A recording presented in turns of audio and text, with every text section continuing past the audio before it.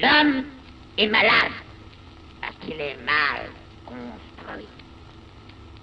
Il faut se décider à le mettre à nu pour lui gâter cet animal qui le démange mortellement. Dieu, et avec Dieu, ses organes, oui, ses organes, tous ses organes, car, suivez-moi si vous le voulez, il n'y a rien de plus inutile que organe. Opa, tudo bom com você? Por aqui tá tudo certinho. Muito sono. Não que seja uma condição muito especial, assim, normalmente eu tô com sono, mas ultimamente tenho estado muito cansado. O ano começou muito agitado. Mas chega de conversa, né? A gente vem de 2 episódios bem longos, né, do Para Acabar com o Juízo, você acompanha aí na ordem dos episódios.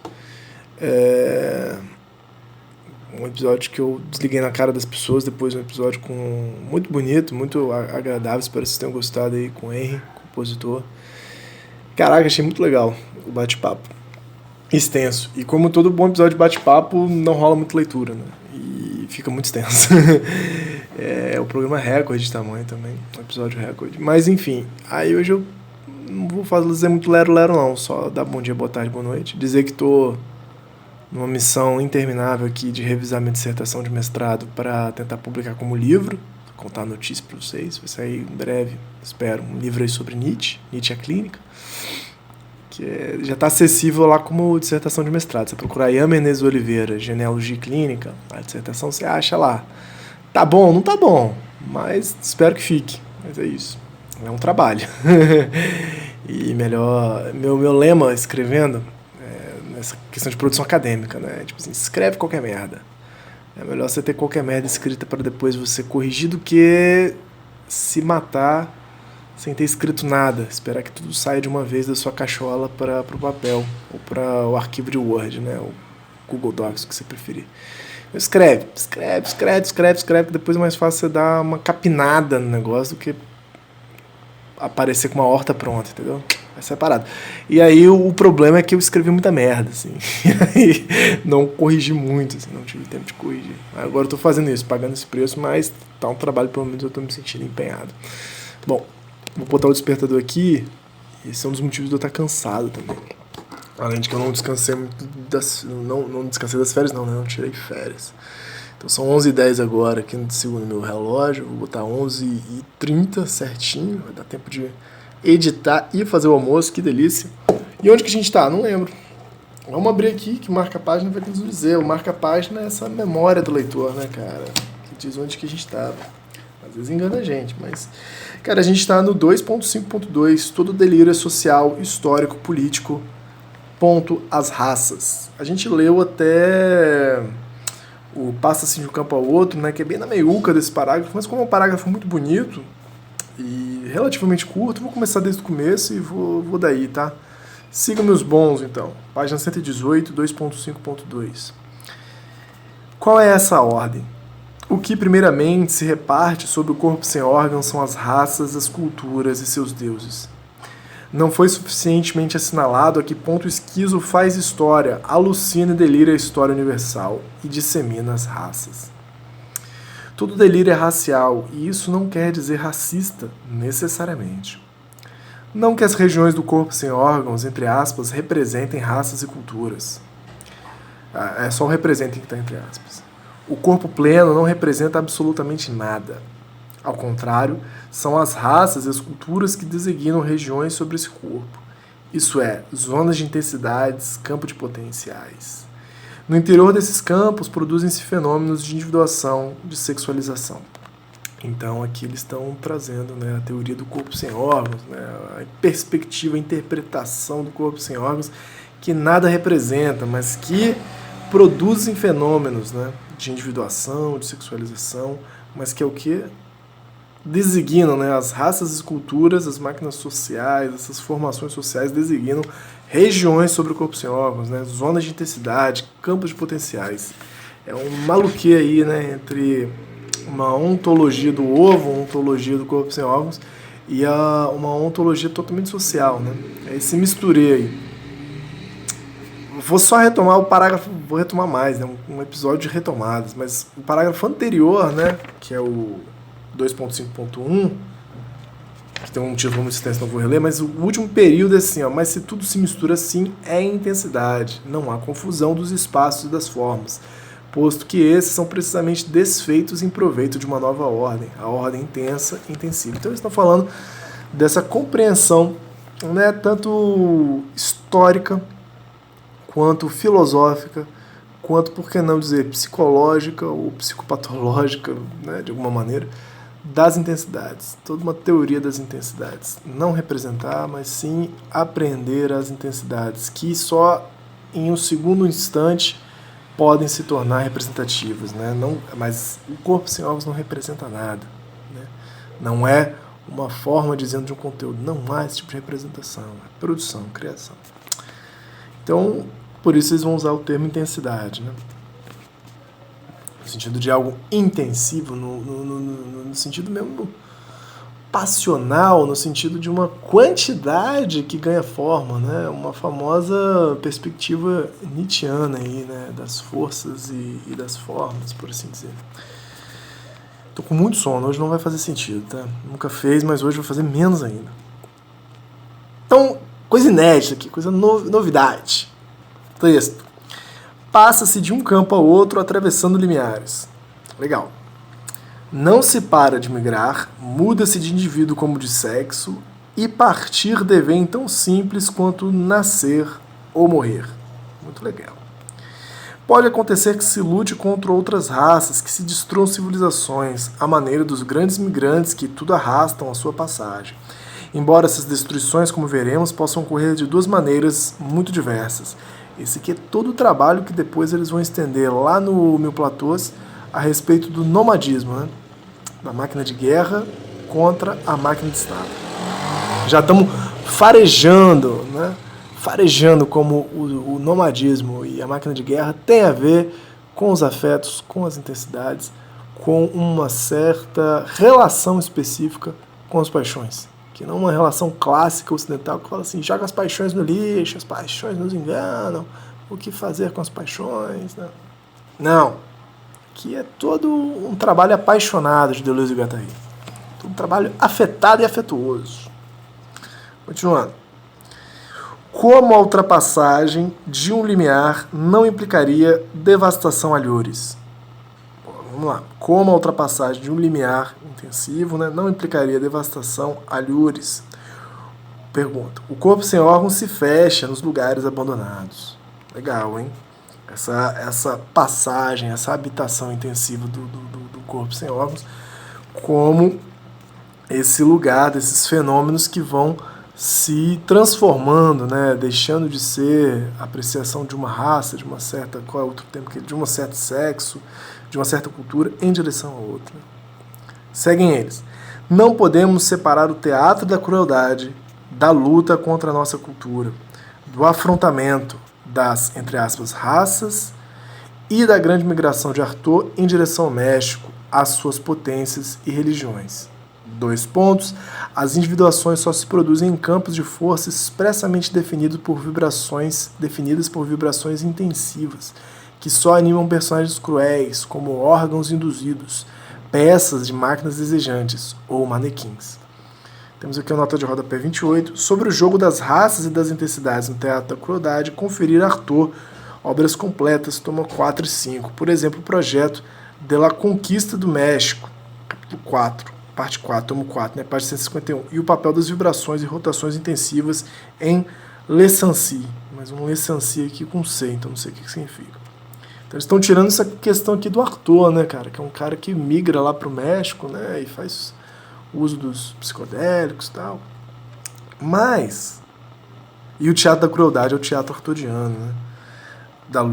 Não podemos separar o teatro da crueldade, que é um teatro que trabalha exatamente com a dimensão intensiva e não representativa, né?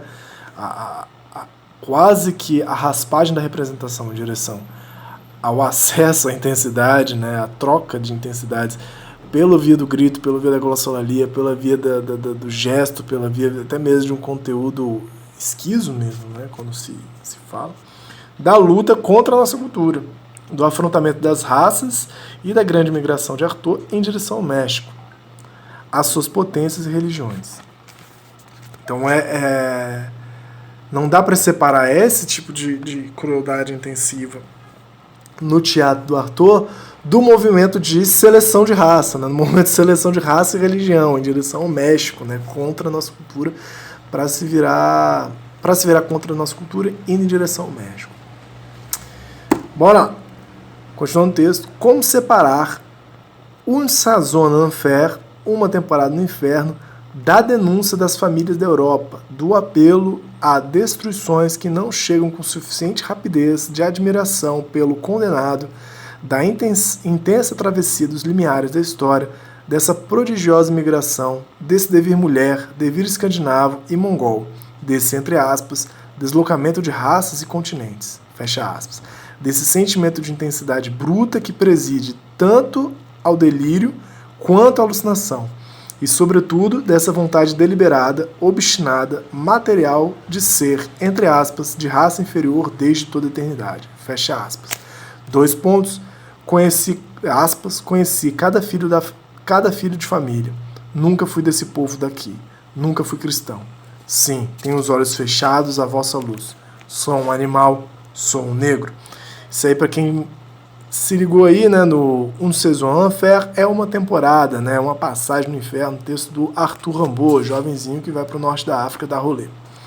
E aí a nota tradutor talvez vai dizer exatamente isso. Arthur Rimbaud, 1854 a 1891. É a primeira vez que fala de Rimbaud aqui. Acho difícil, os caras falam tanto de Rimbaud.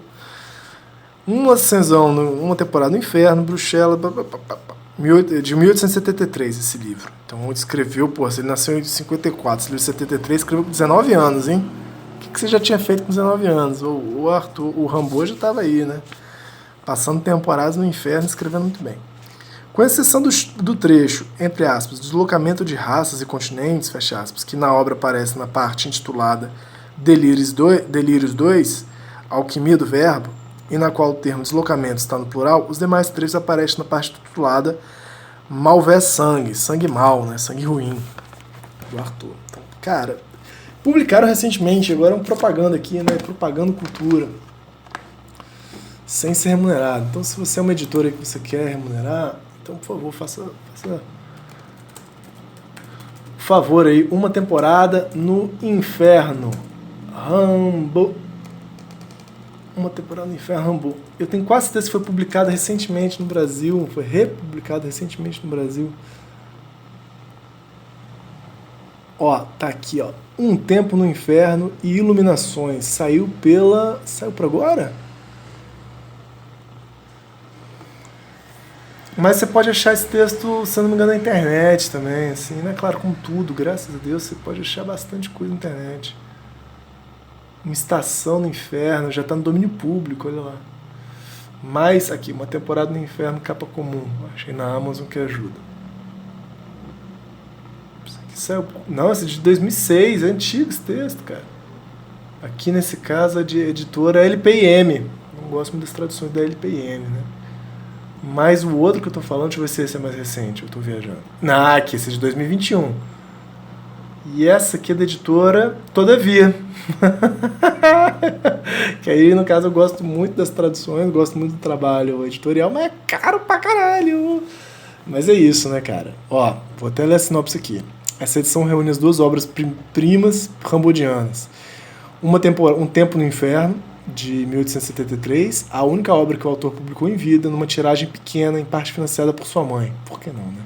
E Iluminações, com textos escritos até 1875. Estão entre os pontos mais altos do poema em prosa.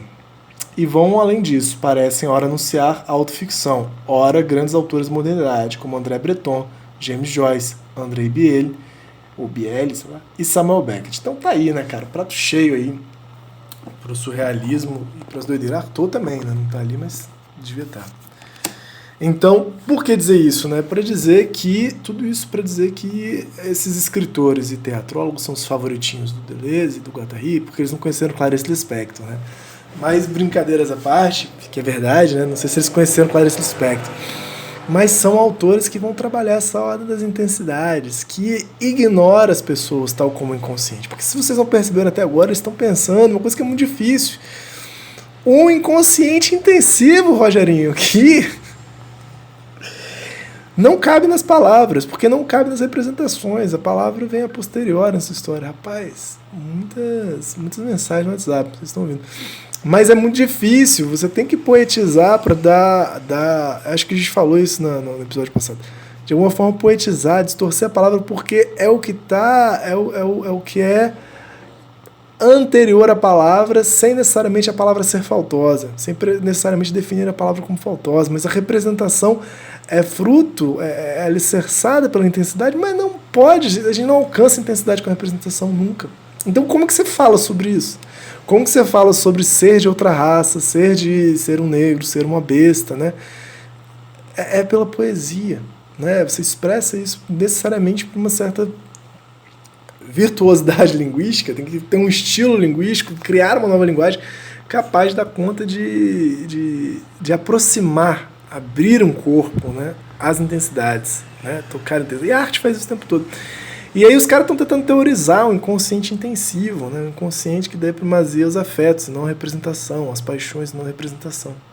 De maneira, claro, usando a intensidade na sua forma racional. É um filme lógico, é um filme racional aqui, né? Eles não estão, por mais que eles falem muito do delírio e da alucinação, eles estão falando antes disso sobre intensidade, primeiro ponto.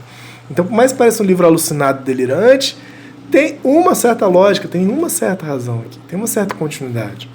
Não é a causalidade que você estava esperando, não é o princípio identitário da lógica que você estava esperando, mas é uma certa organização, uma certa ordem, é uma certa ordem intensiva, né, que afeta. E aí como se mede o efeito desses afetos? Pelo que faz funcionar, né? Não é mais interpretativo, não vale dizer, porra, o que o antiético quer dizer, o que essas filhas da puta quiseram dizer aqui nesse parágrafo inteiro sobre intensidade, falando de Rimbaud e Arthur. Cara, o que isso faz funcionar? Né? Você como leitor tem que ver como isso faz funcionar em você e tem que se implicar, né, em como isso faz algo funcionar em você. Porque pode não te dizer porra nenhuma, do mesmo jeito tem 1 milhão de textos que não me dizem nada. Esse aqui me diz muita coisa. Me diz excessivamente, me toca excessivamente. Por isso que eu faço esse podcast. E por isso talvez você esteja ouvindo esse podcast também. Então é legal isso, sair da dimensão da representação, ir para a dimensão da intensidade e ter outro parâmetro de avaliação de como as intensidades produzem efeito. E esse parâmetro de avaliação já não é mais o certo e do errado, né? Tipo, dentro de um jogo lógico com a priori ali, né? de correções e correlatos lógicos e racionais. Mas sim de o que isso faz funcionar e como faz funcionar. É um conjunto, né? Trocar a representação pela intensidade e trocar certo domínio lógico racional por um certo domínio pragmático. De como isso faz funcionar, quais os efeitos disso. Porra! E tudo isso eles estão tentando explicar como a intensidade funciona aqui no Corpo Sem Óculos. Mas eu gostei dessas conclusões, hein? Não sei se eu já estou meio delirando aqui de sono, mas eu achei bom. Depois você dá o feedback, isso foi legal. Não só bom, como a gente já passou para outro parágrafo, que é muito legal. Vamos lá. Eu gosto de avançar no livro. Eu faço um jogo legal com essa intensidade de avançar com as coisas. Meu vício progressista. E olha quem tá vindo aí! Olha quem tá vindo aí! É o Sr. Nietzsche. É o Sr. Nietzsche. Eu tô estudando isso aí, cara. Tô estudando pra caralho essa história da vontade de poder não poder ser representada, por isso que não pode ser definida, né?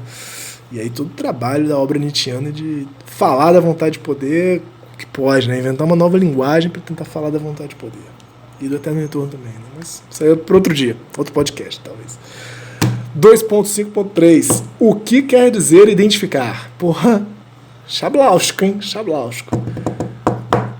E poderíamos separar Zaratustra da grande política, tá entre aspas aqui, e da animação das raças que leva Nietzsche a dizer, não sou alemão, sou polonês. Então eles estão falando aqui, olha, Zaratustra também está falando das intensidades, Zaratustra também está falando de limiares que separam, segregam certas raças, podem selecionar umas intensidades em favor de outras, porque a gente está falando aqui de um consciente de intensidades, mas não é festa, como eles botaram lá atrás, o inconsciente é seleção de raças, é intensidade com raças que criam zonas de intensidade no corpo sem órgãos. Entretanto, não necessariamente é racismo. Apesar de ser uma seleção, não é racismo, necessariamente. Porque pode ser racismo. As intensidades podem ser escrotas. No caso aqui, eles estão pegando os exemplos maneiros, os exemplos esquisos e nomádicos, onde Arthur, Rimbaud e Nietzsche se identificam com o quê? Com as raças menores. Aí vem a ideia do menor. Não vou fechar com a majoritariedade, não, com o maior, com o alemão, com o francesão, com o catolicismo, porra nenhuma. Sou uma besta. Sou um polonês, seja lá o que significa. Isso aí deve ser papo pra eles lá. E não dá para separar, né, a obra de Zaratustra de uma certa grande política, de um certo entendimento político, né, das intensidades e das raças. Tudo pro Nietzsche é grande, né? Tem grande saúde, grande psicologia, grande política e tal. Cada um dá um livro, então o segredo aí. Se você quiser escrever um livro, né, vai nesse sistema. Já tem uns 10. Continuando. Também nesse caso, as individuações só ocorrem em complexos de forças que determinam as pessoas como outros tantos estados intensivos encarnados num, entre aspas, criminoso, fecha aspas, sempre ultrapassando o limiar ao destruir a unidade factícia de uma família e de um eu, aspas, sou Prado, sou pai de Prado, ouso dizer que sou Lesseps. Aos meus parisienses que amo, eu queria dar uma nova noção. A de um criminoso honesto. Sou Chambige, outro criminoso honesto. O que é desagradável e constrange minha modéstia é que, no fundo, cada nome da história sou eu. Fecha aspas. A nota de rodapé 29. Friedrich Nietzsche, carta a Burckhardt, de 5 de janeiro de 1889. Vê no tradutor a Pensa, a nota 19, página 27. Cara, eu acho que eu já li isso aqui no Nietzsche, o ciclo vicioso do Klossowski. Tenho quase certeza que essa carta Burckhardt aparece lá. Mas ele é essa discussão, né? Criminoso honesto.